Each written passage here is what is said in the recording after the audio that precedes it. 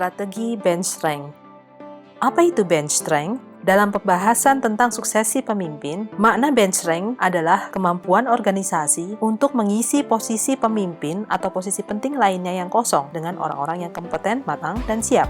Ini adalah salah satu kemampuan yang penting untuk menjadi organisasi yang tangkas dan adaptif. Tujuan membangun bench strength adalah tersedianya orang-orang yang siap mengisi berbagai peran dan posisi kepemimpinan atau posisi kunci lainnya ketika dibutuhkan. Robert Barner sudah membahas hal ini sejak tahun 2006 dalam bukunya Bench Strength.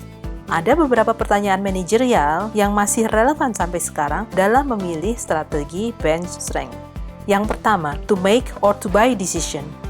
Apakah dalam membangun kader dan talentanya, organisasi akan mengutamakan pengembangan talenta dari dalam, atau memilih merekrut orang yang sudah jadi, yang sudah selesai dididik, dan memiliki keberhasilan dari luar perusahaan?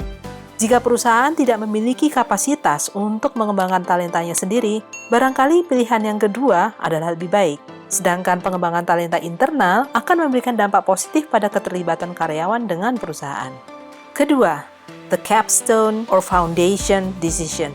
Apakah strategi talenta yang baik bagi organisasi berkonsentrasi pada pengembangan karyawan yang berpotensi tinggi dalam jumlah yang terbatas, atau organisasi mengutamakan seluruh investasi pengembangan SDM disebar ke seluruh unit kerja? Ini tentu perlu mempertimbangkan sumber daya dan prioritas yang dimiliki oleh organisasi. Ketiga, the stream or pull decision.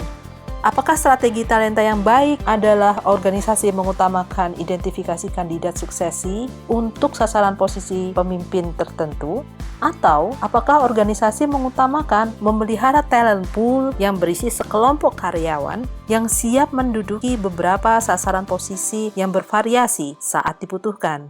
Pilihan ini memiliki konsekuensi pada model pengembangan talenta yang akan dijalankan. Yang keempat, the trade-up or build-up decision. Apakah strategi talenta yang baik adalah organisasi mengutamakan membangun kader dengan berfokus pada menggerakkan karyawan secara progresif ke posisi pemimpin? Ataukah organisasi mengutamakan membangun kader pemimpin dengan berfokus pada memperkuat basis talent melalui program perekrutan dan pengembangan calon pemimpin, seperti program-program leadership training misalnya?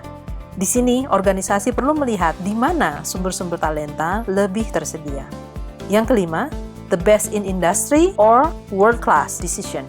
Apakah strategi talenta yang baik adalah mengutamakan best talent di industri secara spesifik atau mengutamakan best talent tanpa melihat dari mana latar belakang industrinya? Ini adalah kebijakan yang harus ditentukan oleh organisasi ketika akan membangun bench strength. Begitu pentingnya pilihan strategi dalam menyiapkan talenta ini, sampai-sampai Robert Barner lebih lanjut menyarankan agar organisasi memunculkan posisi Chief Talent Officer untuk mengelola strategi talent di organisasi. Dan ini sudah banyak diadopsi oleh perusahaan-perusahaan di dunia. Demikian sharing kali ini, terima kasih telah berkunjung di channel kami. Silahkan like dan subscribe, serta share sekiranya video ini bermanfaat bagi rekan-rekan dan dapat membantu teman-teman.